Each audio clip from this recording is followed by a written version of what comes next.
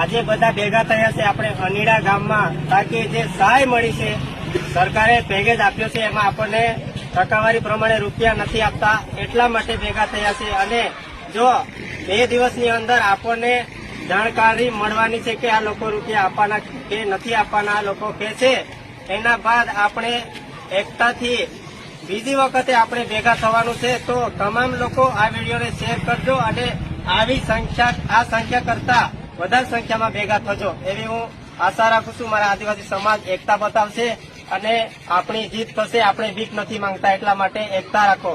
जय जोहार, जय आदिवासी। जय जोहार, जय आदिवासी। मैं हूँ राकेश भाई, आदिवासी और सभी मजदूर भाइयों को मैं ये कहना चाहूँ, सभी आप लोगों को पूछना चाहिए अपने सेठ से कि सेठ हमको ये मुआवजा दिया जाएगा कि नहीं दिया जाएगा। आप लोग सभी लोग ये सोच रहे हो कि पूछ ही नहीं रहो, आगे पूछोगे तभी तो जवाब आएगा आप लोगों को।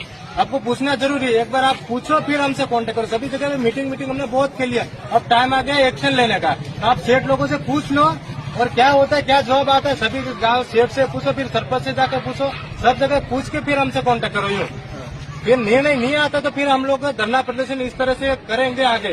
जो हम लोग ये दे रहे हैं सही से अपने परसेंट के हिसाब से तो ठीक है, फिर आप लोग हमें बताना, पूछना जरूरी है। जय जोहार, जय आदिवासी।